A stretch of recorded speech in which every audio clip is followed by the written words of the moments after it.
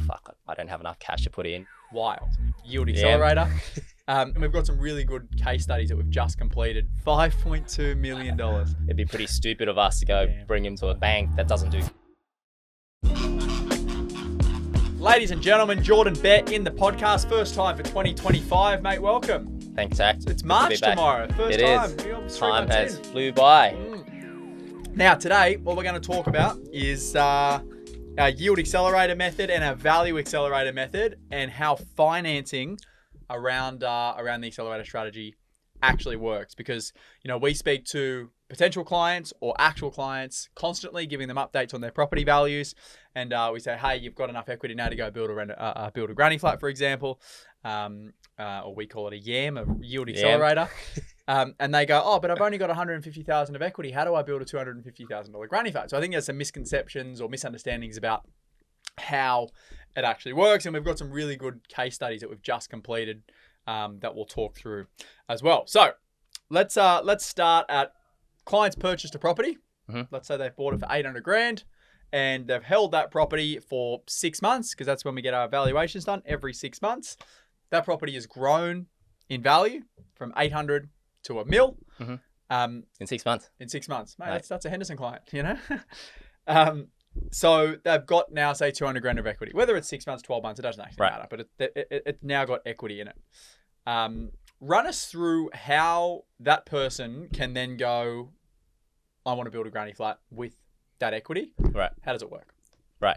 Okay, so if they're building a granny flat, or if it's a substantial renovation, and there's a builder involved, like with a fixed price contract. Endeavour Build, great guys. Endeavour Build, yep, heard good things about them.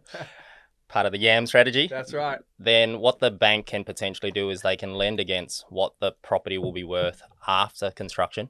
So let's say today it's worth $1 million.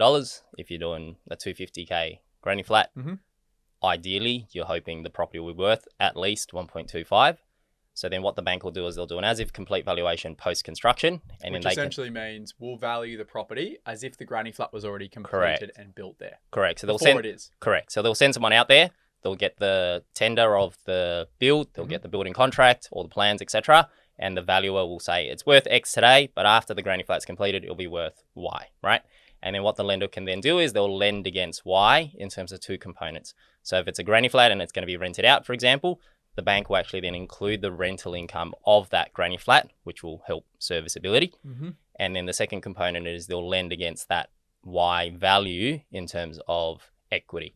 So for example, if it's $1 million today, you put down 20% and you bought it with 200K plus costs, and then you want to build a granny flat for 250, assuming it's going to go up from $1 million to 1.25, you would just essentially put down 20% of that 250. On the assumption the current property hasn't grown, right? Grown in value. So it's remained equal. Correct. So we'll double click on that. Clients bought a property, like we said. During that period of time, over that 6, 12, 18 month period, they've got a DA in place. They've gone and paid 20 or 30 grand, whatever it costs to get the DA in place. And in 6 months' time, they've come back to Jordan. They've said, hey, property's grown in value, and actually I want to build a granny flat now. Here's DA approved plans, and here's a construction contract from the builder as to what it's going to cost. What does Jordan then do? So what we would do is we would value the property as is. Yep. We would then value. So hopefully it's grown in value. Hopefully we said it's grown like 200 grand. Yep. Yep. So if it's grown in value now, what we could potentially do is we could pull part of that equity out. So then you could cash up as a deposit. So let's say if it's 800 at acquisition, $1 million at valuation, we would pull out essentially 80% of that growth. So you'd pull out, let's say, 160,000. And then what we would then do is, as part of that granny flat process, we would then value what the property would be post granny flat build. So you do a valuation, not including any of the DA and construction, just as is the property. Correct. That's where you get the equity from. Correct. Then once you've got the equity sitting in the bank as a cash out, correct, you then get the property valued with the DA approved plans and the construction finance. Correct. And then you can take that cash, which is then your 20% plus costs, etc., for the granny flat. So assuming the granny flat costs 250, it adds 250 to the property. The bank will say, we will lend you 200 of that 250 for the construction, but we want to see you put $50,000 in, and that $50,000 comes from the equity growth, 160 that you pulled out of the property, which means you potentially have to put none of your own money into Correct. the construction of that. We actually had 2 that have recently just completed, of which you financed both of them, and that's exactly how those clients operated, right? Like we bought the properties for I think $500,000 or $600,000, give or take. It was 12 months later by the time we went through and got the approvals in place, design, all that jazz, come back to you with that construction contract. You then got the property valued. It already had, $100,000, $150,000 worth of value, just from natural market growth. And then I think the as if completed valuation for both of them were around $950,000 to $1 million, give or take. So we pulled out the equity. Correct. And then funded the granny, and the clients actually put zero extra of their own money into the construction. Yam. That's the yam. Now, second part to that is the serviceability increase, right? Because that the bank will lend you money based on your income and say the projected rental income from the property as is. But then when you add a second dwelling to it, that projected rental income goes from maybe $600 a week to $1,100 a week. So now they'll use that $1,100 a week calculation to lend. Correct. Right? Yeah, absolutely. So with and these 2 clients were both young guys as well, had limited serviceability. And if you went to the bank to begin with to say, hey, can I go buy $1 million property? They actually wouldn't have got the servicing, right? But using this strategy, what they've been able to do is buy a property that they could afford at the time, which was that $500,000 or $600,000 price point, spend the $30,000 to get the approvals in place, and then go and get construction funding for the extra $200,000 to $250,000, and now all of a sudden they've bought $1 million property essentially, but they've manufactured their way there as opposed to just going straight to the bank saying, hey, can I borrow $1 million? That's interesting, right? Yeah, absolutely. Not a bad strategy. It's a little loophole. Yeah, because you're essentially being able to get to a bigger asset, a larger asset with better cash flow without actually needing the servicing. So let's say a property produces, most of these granny flats between $500 and $600 a week. So like, what would that add to overall servicing numbers? A couple $100,000. It would be enough to cover the cost of the granny from a servicing perspective in most scenarios. Isn't that so cool? So if you max out on the purchase price, for example, you can borrow $600 and that's what you spend. The way that you can increase your servicing is through a construction loan if that construction loan is going to increase the rental income. Absolutely. Because with a major renovation, for example, that doesn't necessarily increase the rental income all that much. Sometimes, that, if you're doing a major renovation, the lender will still do similar kind of process. They'll still lend against what the future value will be, both in terms of the value of the property plus the increased rental income. But I guess the unique part of granny flats is the yields in granny flats are ridiculously high, right? Yeah. And I think that's why there's that massive variance because of that granny flat product. Now, this strategy is an absolute godsend to that trust structuring strategy that a lot of our clients use, is because, again, if you go max out your purchase price inside of a trust, we've spoken in the past, and lenders will want to see that trust to be self-servicing. And the good thing about a granny flat is it makes a property a lot closer to self-servicing than not having one. And again, it'll increase your serviceability inside of that trust. So you essentially kill the 2 birds with 1 stone. Yam. The yam. The yam. Indeed. Now, second part to this is, let's hypothetically say that we buy a property, and it's not a hypothetical because we do this all the time. And the way that we do the process is we renovate the existing dwelling. Yep. This is obviously the clients that have the servicing.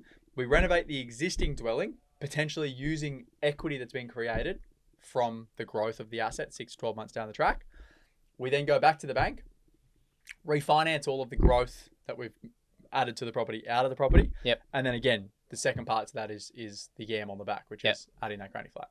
So what does that process look like? If you use not a construction facility, but just equity for a reno that might be say 150 grand, it's not actually worth getting a construction loan of course. And so I think the biggest variance between a construction loan and say like a cash out or an equity release is when the bank gives you an equity release, it's subject to your current position, right? So it's subject to the current property value. It's subject to your current serviceability. Let's say the bank gives you 100 grand. You could tell them, I'm going to take 100 grand and we put a new bathroom in, I'm going to put new floors in, whatever it's going to be. But the bank can't control that. Once they've given you the 100 grand, it's literally 100 grand in your bank account and you can do whatever the fuck you want with it, right? Now, buy a new Lambo maybe. Yeah, maybe. Or a deposit. Or a deposit. Now, the difference on a construction product is the bank doesn't just give you that, in that example, 250. What they do is they control the funds and they pay the builder as you go. So their exposure to the potential risk of you taking that money to do something else is essentially eliminated. And because they're paying the builder directly, they only release funds in invoices, right? So like, let's say you're doing a granny flat. I don't know how many stages, Five six, stages six. at 50 grand a prop. Yep. Correct. So every time they then pay, the builder sends an invoice, work is done, and then as then additional work is done, the bank pays, and then additional work is done, the bank pays. So when you get to the very end, invoices and the bank pays the builder as opposed to the Correct. builder invoicing the client and the client having to pay the builder. Correct. Now, when you get to the very end of that 5 stages, the customer then has a granny flat there, and the banks release the full 250, and that's why they rely on that post value, right? Whereas if the bank just gives you 100 grand, and you say I'm going to go do it, because the bank can't control what you do with that 100 grand. They essentially don't care about what's going to happen in the future. It's essentially what your current situation is in terms of both value and serviceability. So even if you say I'm going to go build a granny flat, it's going to add $500 a week of rental income, and you want to go borrow $250,000 through an equity release as opposed to a construction facility, they won't factor in that future rental income. That's right. So it's very important, the structuring of the finance. Correct. And how it Correct. works. So and that's why a construction loan is, I guess, so powerful, especially in a situation like those 2 clients we're talking about, where we need that extra $500 a week for serviceability purposes. If they did it as an equity release, it just wouldn't have happened, right? Now, from a cash out equity release perspective, then if the clients then go and want to use that to do those minor renovations and things like that, because they can't use a construction loan, let's say it's like small touch-ups and things like that, then they need to be in a stronger financial position to start with. So we get clients all the time, they're like, oh, I want to buy this kind of fixer-upper, and I just need 100 grand cash. That might be a bit handy on the tools. They want to do some stuff themselves. Then they essentially need to have enough deposit to cover their minimum deposit, plus then 100 grand cash. And then once they've done the work, then you can go and revalue it. But they're going to have that period of time where they do need to fork out the cash first before they can go do that revaluation. So they either need to have the cash up front to do the work on top of their deposit. Correct. Or they need to wait a period of time after they've purchased, and if they have enough servicing, refinance out some cash, use that cash as a renovation, then get the property revalued after the renovation has been done. Yeah. Now, the actual structure of a construction loan, you just touched on it then, but essentially the way that it works, run us through it. So you said you need to have a fixed price contract generally from a builder, and you need to have approved plans or plans as such that the bank can see what you're actually going to do to the property. You then take it to the bank, and then how does that process unfold? So then once the bank's done the post-construction valuation, and then you've got your loan all approved, and assuming you're putting down, say, 20% of that construction loan, how it then works is when the builder goes to site and they complete, let's say they do the slab and then they send an invoice, let's say dollar value wise it was 10%, then you would pay that first 10% directly to the builder out of your money. And then let's say, I don't know, frame goes up and then that's another, 20%. You would then pay the first 10% of that, which then means that's your 20% contribution paid. So very similar to when you buy a property, you contribute your 20% if you're avoiding LMI. So then you've made your 20% contribution to the builder, then the bank would then fund the remaining 20% of that second invoice. And all future invoices, the bank would fund directly to the builder. So it just minimizes their risk, essentially. Correct, So they want to say you put in your capital first, then the bank will put in their capital. Or if you're using an equity release to fund it, for example, or equity that's already in the property, that's the bank's security. Same thing, because if you did the equity release up front, so it'd be 2 separate stages. So let's say we did the refinance, we pulled out equity. That would just be cash in a bank account, right? And then when you go do the build, you take that cash from the equity release to cover your first. Interesting thing, and this happened to me personally. I'm building a duplex, very similar process to that. It's just a larger scale at the moment. We got valuations done, I think it was maybe July, August of last year. 3.85 was the as if complete valuation, which I just thought was completely whacked because you can't buy anything. Each side was about 1.65, 1.7. So the bank then would lend based on a 3.85 valuation. They would have lent 70% of that 3.85 minus whatever the existing debt was on the property, which meant I had to put in 600 or 700 grand in the project, which did not make any sense whatsoever. So I let that approval lapse. We got unconditionally approved. Didn't make sense for me to do it, so I just let it sit there. Had another valuer from the bank, this wasn't a value that Jack Henderson organised, go back there 2 weeks ago or a week ago. Just got the valuation back as of, what are we now, Friday? As of Wednesday. Guess what the valuation was? 5.2. $5.2 million. So a difference of 6 months and one different valuer. The difference in the as if complete valuation was $1.4 million. Wild. And that's an interesting thing that we see time and time again with our accelerator clients, is that what we want is a really strong valuation as if complete valuation or at the end of the renovation. And it's probably other than getting a good reno or a good build, it's the most important part of being able to continue to scale. Because a lot of these valuers will just walk through the property. It's a tick and flick. Yep. On to the next one. They've got no idea how much you spent. They've got no idea what the finishes are. They've got no idea about anything. And sometimes, which I think is what happened with my development, they're not even local. They just look on realestateanddomain.com like we do and go, oh yeah, that's what it must be worth. So now we run a process where we actually have a registered valuer meet the bank's valuer on site to actually educate that valuer around, this is what we spent, this is all the comparables we based it off before we did the renovation, this is why it is worth this at the end, and the results we've been getting now are like significantly better. Yeah, I mean, we just got valuation back from one during the week. Another one of your clients, Derek. Oh yeah. You know, we spent 1.8 on the property, 220 on the renovation. Same thing. Valuer met the bank valuer there, $2.5 million valuation. Not too bad, It's crazy, you know, in like 6 or 8 months. But I reckon if we didn't have our valuer meet the valuer there, and just you had a bunch of valuers just walk through it, they would have looked around. Oh yeah, 2.3 million bucks.